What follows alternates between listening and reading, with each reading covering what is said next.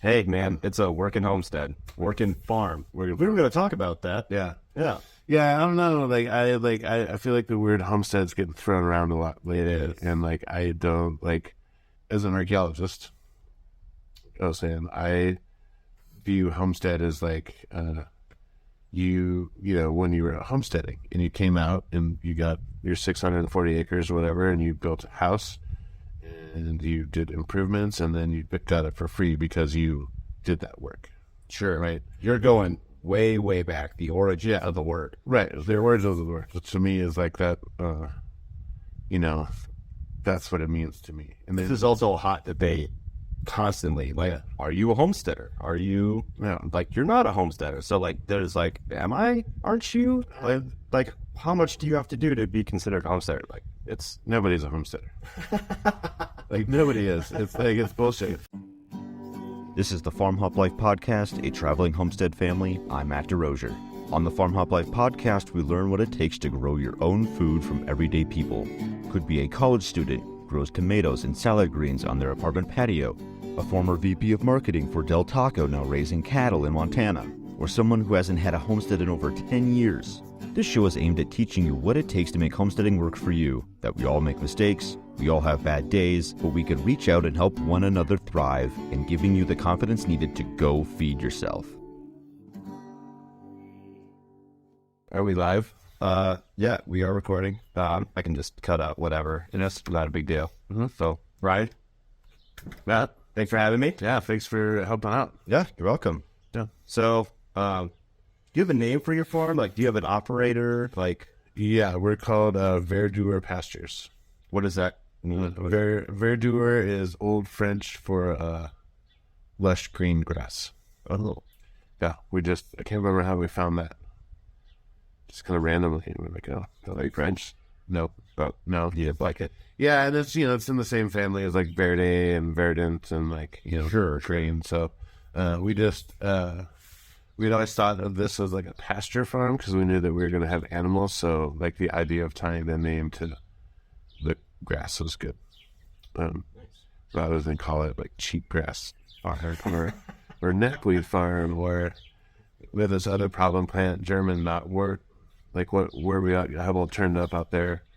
That's an experiment in cheatgrass management, and then this little winter annual called German knotwort, which just went insane in that little spot. So we just reseeded it with annual rye and a bunch of some bunch grass varieties, and we'll see. But yeah, hopefully we'll get back to the lush green grass phase. Slow process. So where are you guys coming from? You said you moved here? We moved here. Jen and I were together in Missoula. I lived in Missoula for about 15 years. I'm from Wyoming originally.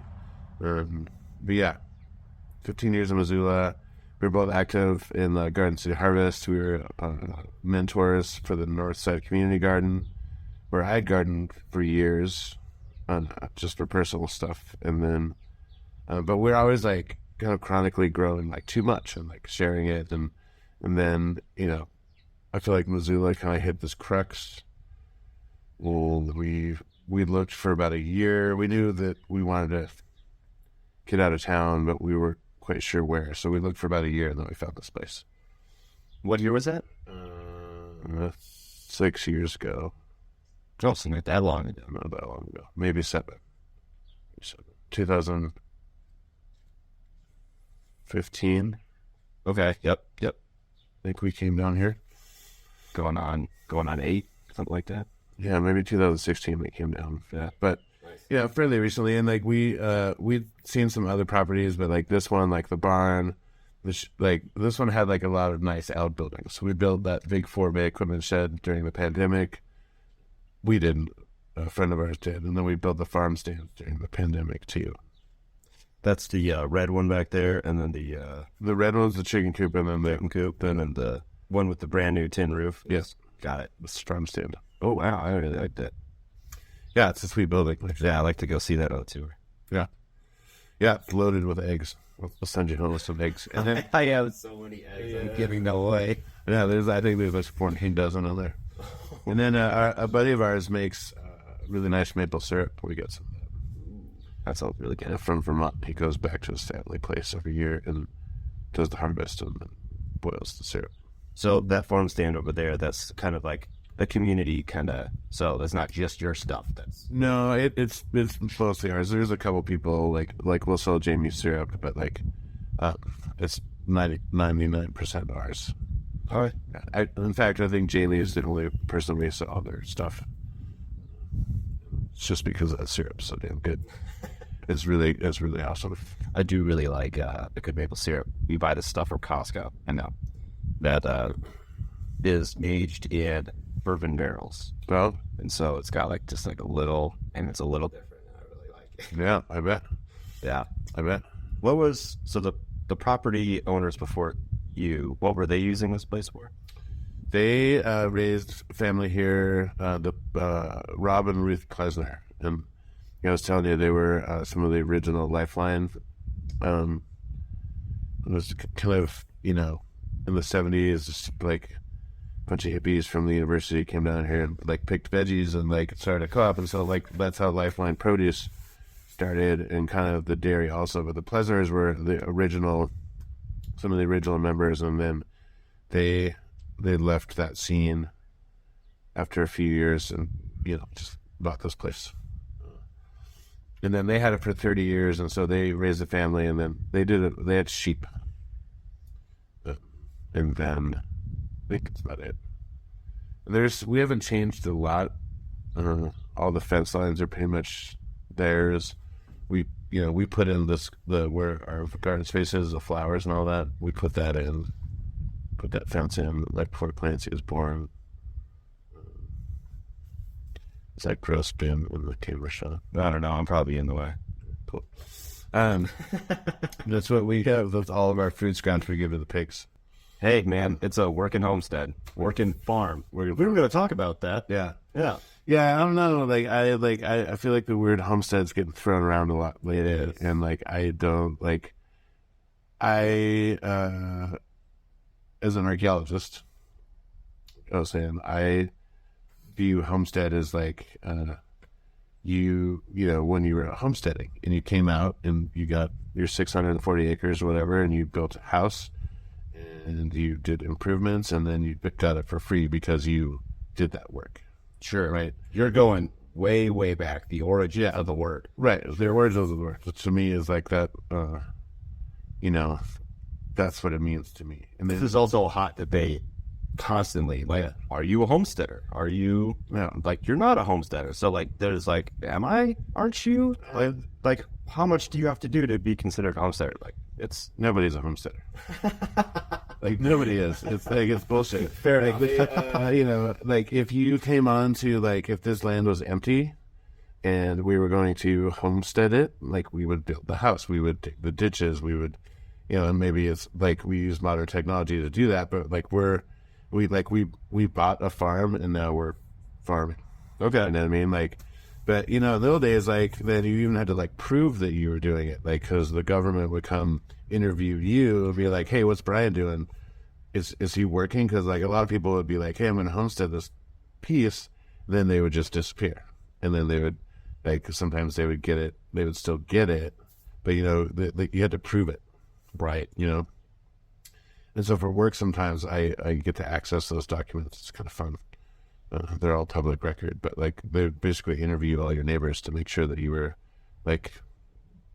doing the work it took to get that land for free. So no, we're not homesteading. We're I'm an archaeologist. Jen works at the creamery for Lifeline Dairy. She's going to school to do mindful parenting classes for people, and so I would say that we would fall more into the category of hobby farm / farm. I've talked to other growers about this, and they're like, "No, you're a farmer." I'm like, "Am I really?" And they're like, "Well, do you grow stuff to sell?" Yeah. We sell a lot of meat. Yeah, it's a lot of work. It's full. It's my third full-time job. Archaeology, dad, farmer, musician. Ooh, what do you play? Mandolin and guitar. And Really? Yeah. That's very cool. Yeah. Yeah, I play an old-time string band. We do a bunch of square dances, and then I play in this funny band, the Bear Creek Boys, neighbor up the road. And we do a bunch of originals and some Eurythmics covers and Springsteen, and it's just wacky. We just played Cowboy Troy's last Friday and immediately got blacklisted. Really? For being too rowdy. Too was rowdy? That Cowboy Troy's, really? So come on. Anyway, Really funny. digress. But Yeah, no, I love it. I love it. I like the little tangents. yeah, I got a lot of them. But I would say, yeah, that we're just a pasture farm. Pasture farming. Like we, about half of our acres, 3/4 of the acres are for the animals, mostly grazing for the goats. The pigs have 3 acres, should probably be a lot more, but we might do something different for them if we ever fix that fence line. Sure. But really, all of this is just in the pursuit of like deliciousness. Like I like to cook. So, when we did the Northside Garden, it was just so like I could be in control of my ingredients. Same thing with the goats. So it was like we selected a breed of goat that's like really, really high-end meat. Like they're not dairy goats. No one milks them. Like people always ask if we would do that. And I was like, I don't need another daily task. Right. It's like, no. Other people can do that, and then we'll buy their milk. But like, so we're just raising these for meat. And then the pigs, it's funny. I think the first year we here, Jen, my partner, Jen Luco, who does most of the flowers here. She's in the greenhouse right now. But she's like, oh, we should get some pigs.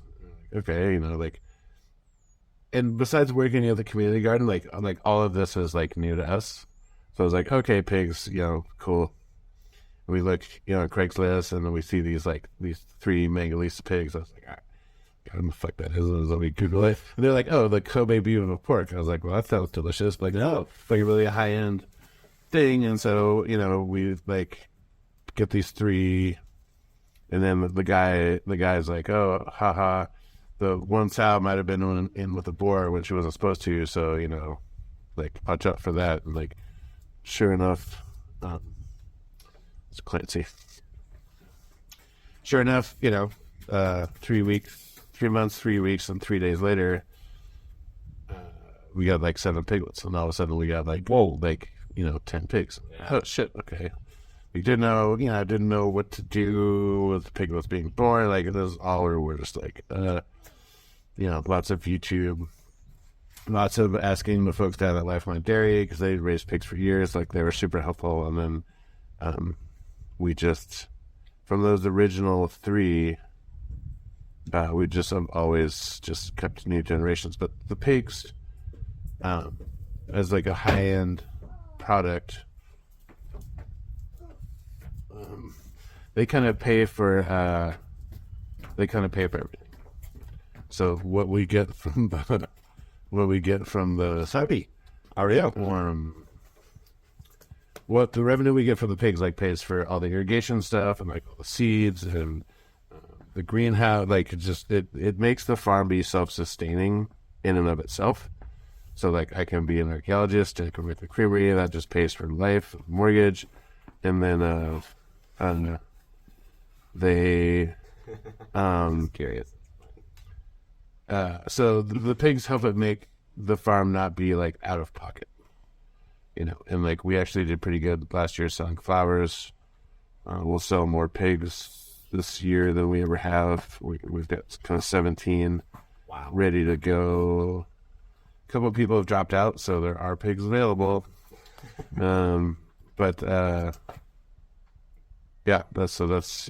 Craigslist and YouTube. Yeah, definitely not a homesteader. Hey, buddy, what do you think of that camera there? Can you wave and say hi? You tell people your name. What is it? Will you look in the camera and tell people what your name is? Clancy? Is that what it is? Will you go... Birthday next week. Yeah, is it your birthday next week? Yes. Wow. You're going to be, what, like 16? 5. You're going to be 5? Yes. Hey, will you leave that chair there, okay? Will you go get your soccer ball or take your bike? There goes Joe in this fancy electric Mustang. So yeah, so that's how we got into the pigs. And then like we found a market for them, and we work with a lot of chefs. Because they want the best pork. They want the best pork. And then back in the garden, like we do a lot of cut flowers for various businesses, and then just to sell bouquets. But then we have, we'll kind of grow specific vegetables and like certain types of potatoes, and like we try to find things that aren't grown by everyone else. Like everyone grows carrots, everyone grows lettuce, everyone grows salad mix, and like there's a bunch of growers in the valley that live good at it. So like, why do we also need to do that? I mean, you know, like, so we try to find things that other people aren't doing as just a small niche. Oops. But it's funny, huh? Just finding our niche, you know, so we're not like... No, he's going to try to make a basket. Hey, no fakes. No fakes, because the camera's right here, buddy. And, That's funny. can you take that back to your sand pile? See if you can dribble it all the way back over there. But first I have to make this basket. That's going to break that clay pot, okay? Here, can you take this back to Mama? No. Throw it. No, I'm not going to throw it up at that. Throw it. Really? Will you take this back to Mama? So that's how the pigs came about. Were they the first animal that you had here? Yes. Well, no, we got the goats first. So we got the goats from a friend of ours up in Shoto. Where's that? Up north. Up on the front. Right on the front. Right there. It's funny, we got the goats. Also, no idea what we're doing. We're like, goats. You know, what do they do? And like, so we got them, and like, immediately learned the hard lesson that like your fences can be super tight and your gates all closed, but like when the irrigation ditch is dry, like that's a big gap. You can go under. And so they immediately all escaped. Day 2, they're all gone. They were like, yeah, we're like new to the area, like, you know, a couple of hippies, whatever, are like knocking on doors. We're like, hey, have you seen our goats? And then like Jen like makes like a post on the better online yard sale. I was like, oh yeah, that's like, who's gonna, you know, it's the whole valley. Like 2 minutes later, we get a phone call. Hello. How are you? I'm good. Jack, came out. Good to meet you. Yeah, nice to meet you too. You're the florist. That's what you want to call it. Yeah. Sure. Yeah. Do you want a popsicle? Sure. Yeah. I mean, Thank you. what? Fun. Remember when all the goats got out and then like you made that online yard sale post and like, yeah, like almost immediately Oh yeah. that guy called. He's like, oh, they're in my pasture. And it was like right over here. We're like, oh shit, okay. And then we like, you know, we didn't have a 4-wheeler. We didn't have any dogs that could, you know, so we're just like 7 goats, you know, and I'm like chasing them and then like throwing my hat. So like flanking and then running to get my hat. And then like somehow we got them all onto the road and back over here, except for like 2 or 3 that ended up, and we were just like, Living dark. we were like, fuck those goats. So like they're gone.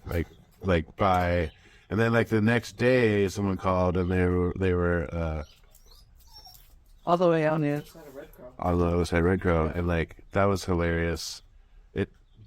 It took several of us. But we learned that they're very food motivated. Yeah, Coach Brett was a bucket of bread, shook, and then eventually they followed us. Yeah. So yeah, those goats like Rookie. Day 2. When you move. Day 2. Yeah. Get it out of the way, I guess. When the ditch is dry, there's a gap. Which we've learned that. We didn't learn that lesson. We learned it the hard way. We did, but then we repeated the same error in different places. Because we hadn't figured out the land yet. Yeah, sure. Just figuring it out. So you guys got goats, what, year 1, year 2? Right away. Year 1. Year 1. Yeah. Yeah, so you haven't even figured out the land, like you said. Yeah. No, we didn't know. That makes sense. Fences or gaps where the creek runs or... Then we got the pigs like later that season. Yeah. We just jumped in. Feet first. I think we... Yeah, we went for it. Just, I think So that's where we're at now. Reality. So, no, it's good. I feel like it's a labor of love. Like, I feel really good about what we're doing. It can be really overwhelming at times. Yeah. But also it's really rewarding too. So Did we have the chickens right away? and salt and chickens. Or is it here? All of our ones in the battlestate got massacred, so I think we started with new. Hey, Clancy, That's all right. Now, are we all in the frame now? we bought an old Ford 1941 9N Ford tractor from this lady over on Illinois Bench. And Would you like? Yeah, I'm good. also didn't know anything about that, so it's like, well, the only way to like learn how to drive it is to drive it from Illinois Bench to here. Oh my god. It was pretty fun. Most of video.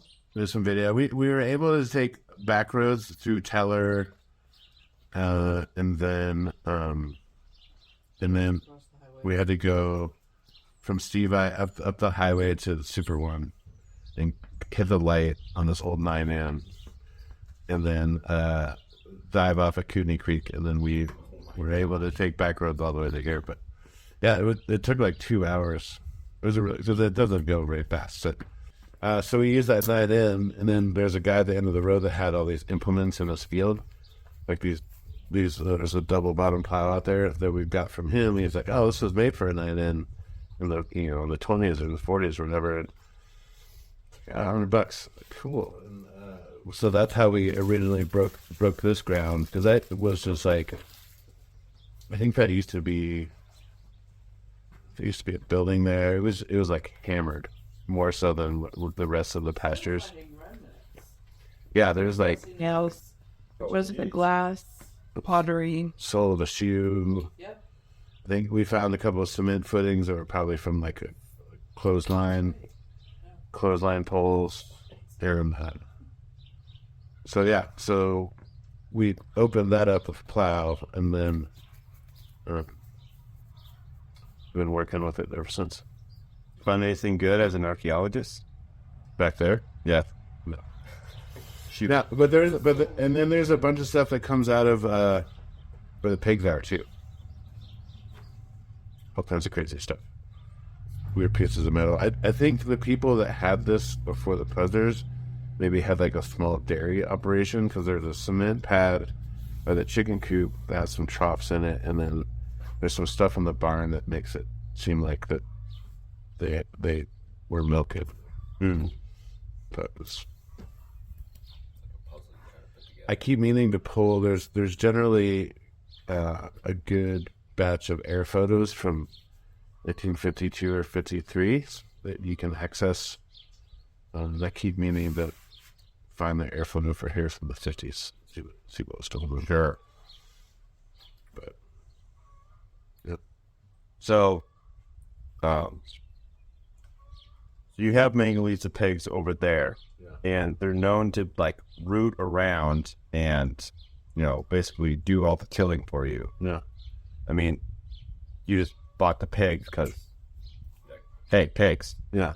Well, because they're delicious. I mean, yeah, that too. But So, but you're using them to till over there, like intentionally? No, that's just their zone. I mean, ideally that would be like, waist high grass all over the place, but it's really, we probably have too many pigs right now for the carrying capacity of that land. That was a good water fix. That was critical water mission over there, folks. We did a little bit ago, but Do we pause so you can? no, I was just watching it because when that leak was going, it would lose pressure after like 10 minutes. Oh, And now we can water that seed, which is circling back to no, we don't have them roots up purposefully. That's just like their area.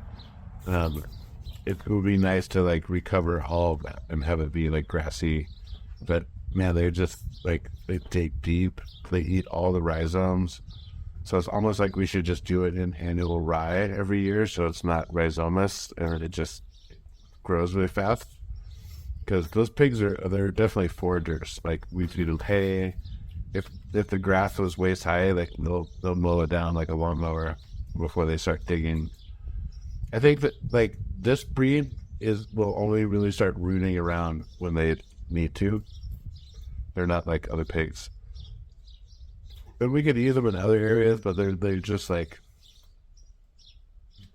hard to move. Even trying to load them onto the trailer for the butcher, it's got to be their idea. it's an all-day ordeal. I'm got it. We built that system of corrals on that squeeze chute during the pandemic. The lockdown days are let's build a corral because we're just stuck there, and it turned out really good and it's super helpful. Having a series of pens. But food motivated, so food's always the lure. Sure. But if they don't want to go in the trailer, it's really hard. And old They're 300 pounds a piece. yeah, but an old timer told me once, he's like, "Oh, just stick a bucket over their head, and then you can just drive them backwards." I have heard that before. So, and it I'm here to tell you, it works really well. It works really well, but it's usually a last resort. And the last ones we took to the butcher, there was one that was I'm not going. And even if the butcher escaped, and it took us about 2 hours to get him back. It took us to the point where the pig was exhausted, we were exhausted, and then we all just ended up walking back to the barn. We were gosh, come on. So yeah, it's got to be their idea. But so hopefully we can recover those pastures. I think we're going to cut after we get rid of these 17 over this year. We're going to have consistently less pigs. You're not going to sell us much anymore? We're not going to. We're going to let that land recover before we have this number again, or not. Maybe do something different give them more area. We should probably have less goats too. You do have a lot of goats. And there's definitely some that could go to the butcher. It's just it was a hard winter, and they need to get back to weight before we butcher them, because everyone made it through the winter just fine, but they definitely weren't packing on the pounds this winter. Sure. We have to. You guys do have a lot different weather here than just, me, 25 minutes. Yeah, where you want these? I'm in Stevensville, down Middleburg Fork. That's good. We looked at plates over there. Keep it rolling. Can you go ride those wood chips? But yeah. So I can see how the weather, winter could be a lot harsher here, because I thought it was pretty winter on that side. And you guys get all the snow and the rain off the mountains, or it makes it across the highway. But it's funny though, it often splits over us. Really, Hamilton tends to get more than we do, but it was just cold. It was just a long winter. Normally we wouldn't have this much be feeding hay this late. which is why I have that sprinkler canning going just to like get that pasture grass back up. Gotcha. So we just wanted a way to take care of the land, to keep the weeds down, keep the grass down, and we're like, oh, we should get some animals that can like graze. You know, we're gonna lease it out to some horses or something, but then like we'll sell meat. Sure. In your YouTube research, who did you end up starting to follow pretty closely on? Hey, I like the way this guy does things. That this would work here. Nobody. We didn't really do that much. It was more just like We're in crisis mode. here's like, how do you like, castrate a pig, or like pigs are being born? Like, what? Or like the tractor, like there's so many tractor things, and it's like there's a little, fucking needed to like find this one zerk, or like change this one thing out, and this like, there's some guy out there or woman or somebody that like has like a 3-minute video of like, hey, here's how you change the filter on the tractor, or you can't reach the zerk plate. Here, try this. And put the bucket down and just raise the head. It's like, oh, yeah. Thanks, random YouTube clip I'll never watch again, because now I know how to do it. Right. So we don't follow anyone per se. So yeah, so it's more just like in the moment YouTube stuff. Gotcha. Yeah, I didn't know if like you were like, oh, I like this so and so pig farmer, or blah blah blah. Goats. That'd be more the Instagram side. We definitely. There's a farm in Michigan we follow that has Mangalitsa pigs, but they like live near a forest, and all their pigs like live out of the forest. Yeah, animals just to help care for the land. It's good, and then to eat them. Care for the land and then eat them. Yeah, that's a good cycle. Yeah. So like, so you're using the goats and the pigs to keep the weeds down, and is there anything else, or do they serve multiple uses for the land, and then just the weeds and Just weeds and then food. Yep. what about using a manure for like fertilizer for the garden? We just kind of spread it around on the little pen. Like, if anything, what we use for the garden would be from the chickens. Like, some of those old troughs in that cement pad from the dairy, like, we'll fill those troughs with the chicken waste and, like, let it sit there for a while, but we'll shovel out those troughs. We'll use that. And then we got a bunch of compost from Lifeline Dairy. That's what that black pile is over there? Yeah. Okay. Nice. You can use that compost in the garden? The garden and in the orchard. And those wood chips? Wood chips, I think, are just going to be, we're going to redo the pathways in the garden. Sure. Yeah. If they're green, yeah. You said that they were green, so they got to last quite a while. Yeah. So, what's worked well so far? Like things that you guys have done, things that you've improved, systems that you came up with. Like what's worked well? The drip tape system that we got on board with early, like these little quick fittings, super easy. This year, instead of buying like potting soil by the bag, we went up to that place up in by Big Iron. We got like big, like 1-ton totes of potting soil. That was a big change. That's been super helpful. Buying pig feed in bulk was nice. It's just all like, how can you do, like I was saying before, is like, how can we do the task easier or more efficiently with like, instead of touching the same thing 3 times, like how do you just touch it once and get the same result? Or like, how do you cut cost on like feed? Like hay is outrageous, pig feed is outrageous, and so we work with Dairy Brewery. We get a bunch of spent brewer's grain, and so I think what's worked is just kind of like slow and steady wins the race. Just kind of keeping consistent about what we've always done, and like when we haven't had like massive changes, but we'll just do kind of small tweaks midstream. You know, there's most of the flowers we planted work just fine. We haven't really had many crops that were like a total loss. And if it was probably because of some weather event. But the drip depot is the system that we use. It's great. Nice. I just put in a bunch drip line from them as well. Yeah. Those fittings and those connectors are like, it's so easy. We haven't hooked ours up yet. Or have you got water in it yet? Just the drip line itself. I don't have any of those fancy connectors, but yeah, it seems to work pretty well. And like they sell like a bunch of different, like, you know, do you want it every 6 inches? Do you want it every 12 inches? Do you want you know, like a gallon a minute or a gallon an hour or half a gallon? And I'll show you when I go back there, like how we stem off of a main line with those fittings. But yeah, I'd like to see all that.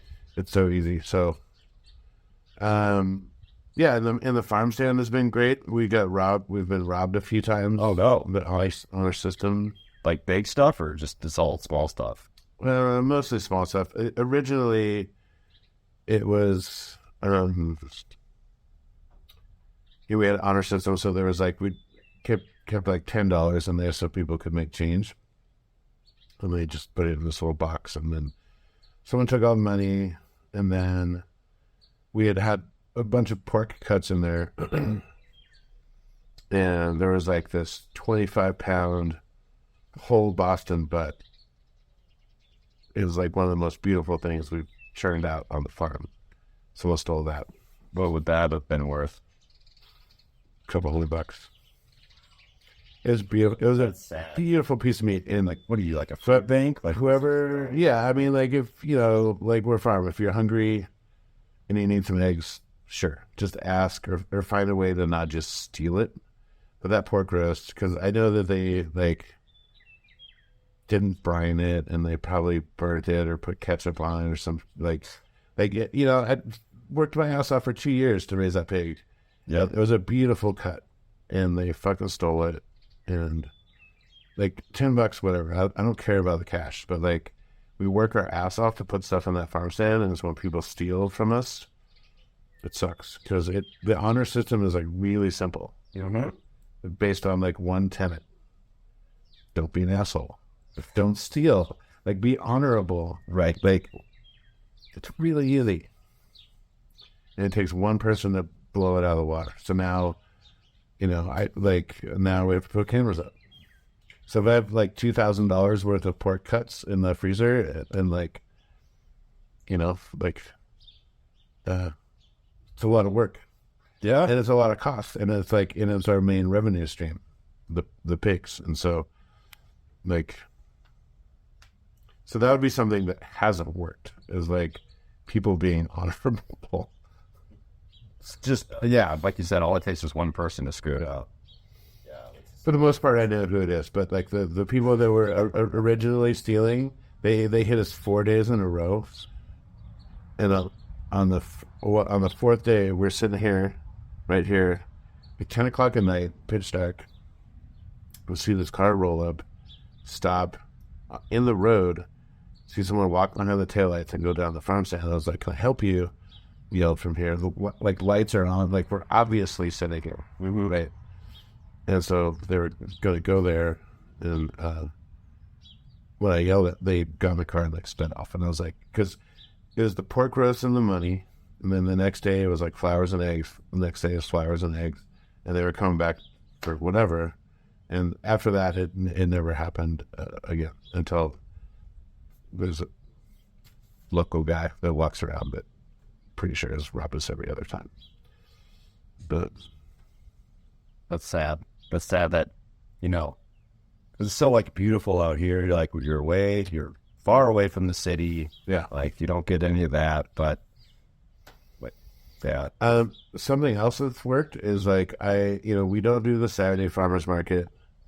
Like there's just like too much to do on Saturday for us to do that. And so we do the O'Hara Commons Wednesday evening market every other week, which like suits us just fine, and we'll sell some pork and some flowers and dried weeds. We have like a coffee lime tree and like all the little niche things that we do.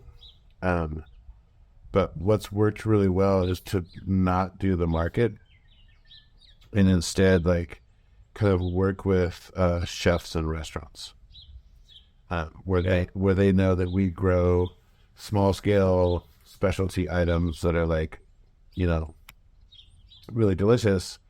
We use a seed company. We grow a lot of seeds from this company called Row 7, which was developed by a chef, Dan Barber, and they basically hand manipulate plants for qualities of flavor rather than like interesting what they look like. So we try to grow like a lot of delicious things, and so then by developing relationships with chefs and restaurants, they trust us to be like, we'll take whatever you got, whenever. So it'll be like, hey, here's a bunch of purple snow peas. Like, we don't have enough for a CSA. We're not going to like harvest them every week, but after like a couple of weeks, we'll get a bunch of pounds. And so restaurants that we work with, they can like basically run like a really awesome special, and then they're like out. And then that also is great for us because like, you know, instead of like we grow a certain type of potato that we used to grow for the Mission Bistro, and instead of like, you know, harvesting all these potatoes, taking little containers to the farmer's market and selling each one for $3 and like loading them in, loading them out, I can just be like, hey chef, here's all of our potatoes. Boom.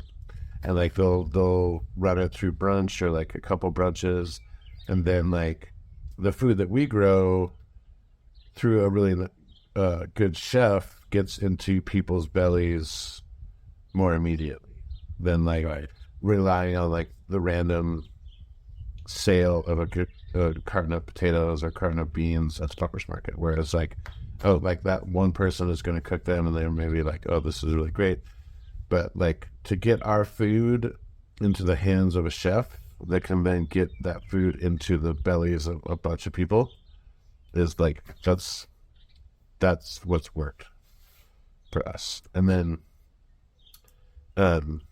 you know, we're talking a lot about the animals, but like, I'd say more than half of our operation is cut flowers.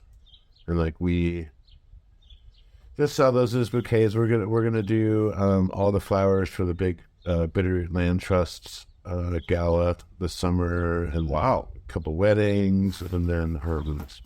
Then we just do kind of like little eye candy bouquets, like Jesse's wine and Bitter Brewery, High Ground Brewery, Big Creek Coffee, and then the Corvin Gallery, the Cupboard. It's like weekly deliveries of like really small bouquets. So, how do you make all these connections? Like, or is it literally like just cold calling, or you know somebody that knows somebody, or just buddies? I'm also fairly gregarious, so like I'm not like, but it's all just like friends. Okay, you know, or like, you know, we'd go to Higher Ground a lot. I'd be like, oh, like, what if they want any flowers? And like with another bartender, be like, hey, you guys want some flowers? And I'd be like, sure. And they're like, cool, done. But like we rarely cold call anyone. The chef relationships we just kind of get through other chefs that we know, sure, or other restaurants. So it's all kind of like in network. But yeah, we just, you know, we're just embracing our community. People, I'm on the board at the Grange, Rocky Mountain Grange 116, and that's a bunch of other farmers in the valley and a bunch of other community members, and we all support each other.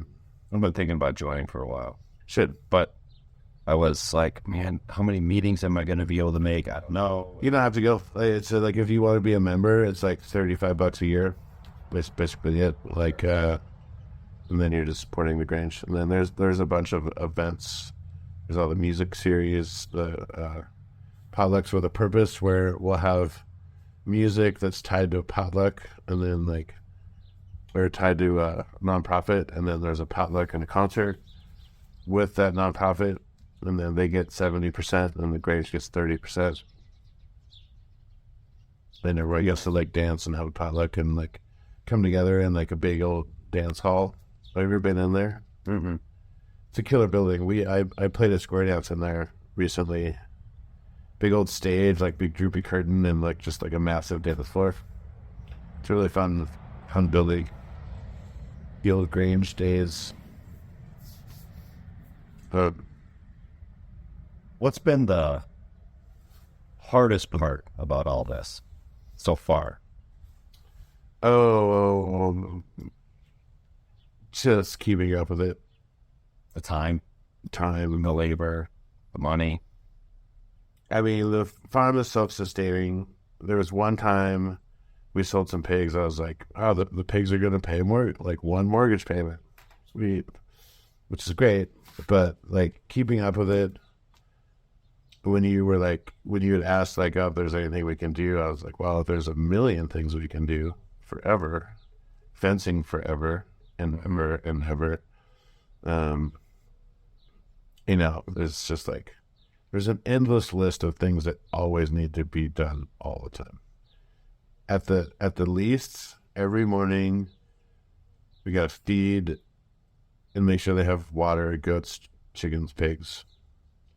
Right now, daily tasks are like covering and uncovering flowers in the greenhouse, like when our water system going yet, and it's just like, but like this is also neither of ours day jobs. So like I'm fortunate that I own my own business, so I can like, tend to archaeology business with this and pretend I'm in the office when I'm really just sitting here or working here, or maybe I'm on a chairlift or something. But like just juggling like my actual job and being a parent and like what is like a full-time farm job.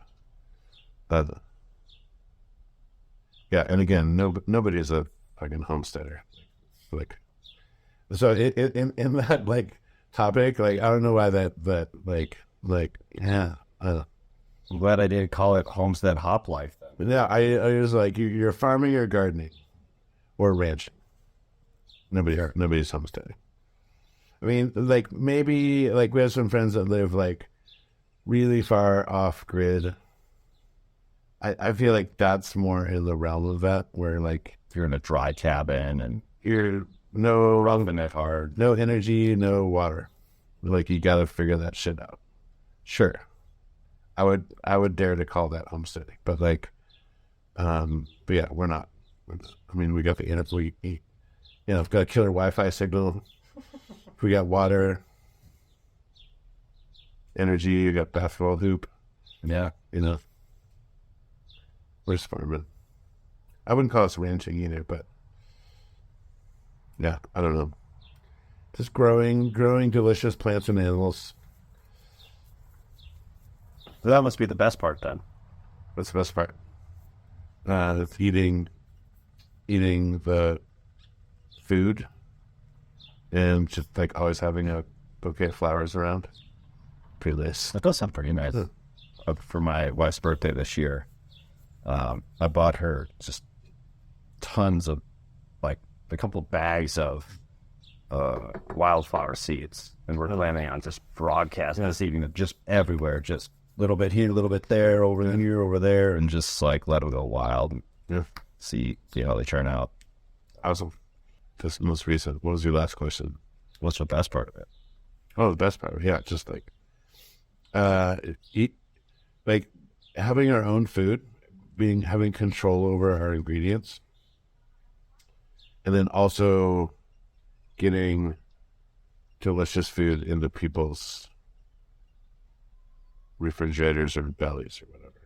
Like we built that farm stand because, we don't presume to have like tons of traffic, but like I know if you did like a 1 mile radius around that farm stand, there's enough houses to be like, hey, everyone in this mile radius, you don't need to go to Super One to buy salad greens. You don't need to go to Albertsons to buy eggs. Like here's some beets.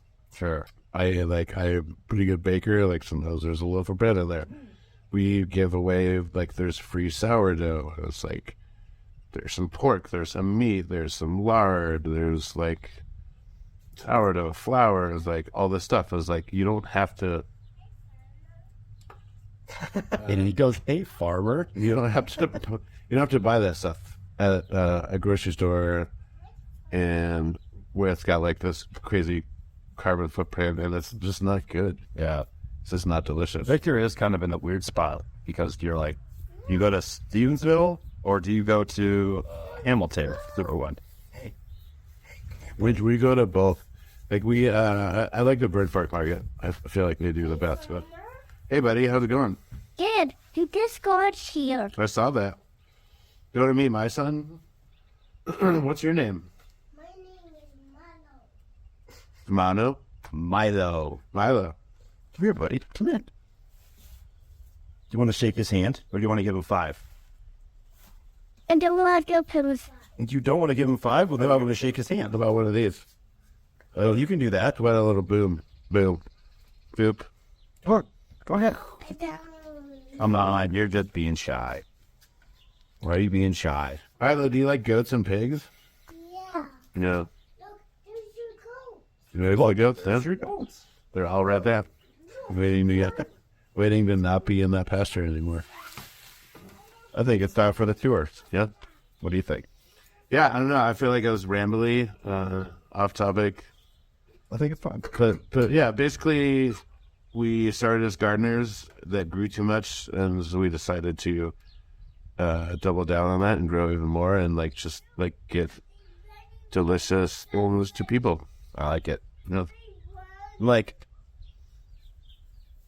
Off topic for the whole structure of a framework. It doesn't. There's podcasts where you're like, here's how you do the thing, blah blah blah, and I do like that, but also there's little stories along the way, that also, so it's not just so dry. Right. I like it.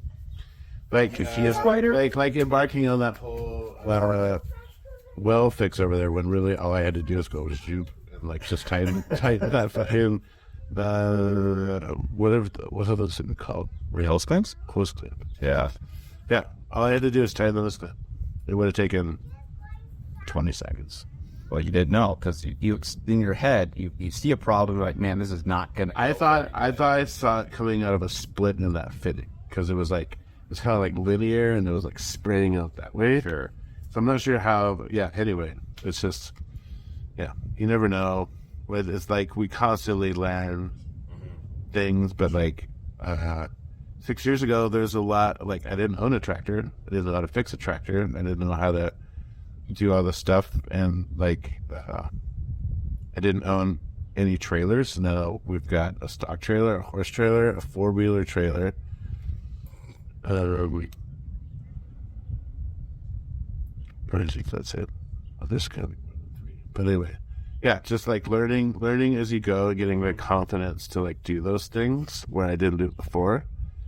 I'll call someone to fix this lawnmower, or I'll call someone to fix this tractor, or do all this stuff. But it's just, it's the water trough over there. It's just janky ass shit, farm ingenuity, zip ties and screws, and you go to other people's places, you're why is this here? And then I think it was well, every time I walk from the barn, I see this piece of plastic. I'm I should throw that away. But I've stepped over it for a year because I got other shit to do, and this is so it's this funny, constant motion of just figuring it out as you go. Even if you've been doing this for 30 years, there's still going to be how do I do this? Right. YouTube or not, it's just you just got to try it. Yeah. Pound a nail onto it, or a screw, or tape, or bending things, or breaking them, or whatever. It's a constant work in progress. We, on a lot of fronts, we're still rookies, but we learn something almost daily, I would say. Good. I didn't know how to take a pig's temperature, or I don't know, nursing that goat back to health. I was I don't know. So you ask people, and you listen to them, and you learn, and then you're oh, I could do that. So now just give it Gatorade. I was oh. It was it just needs electrolytes, right? You're Gatorade. Don't go.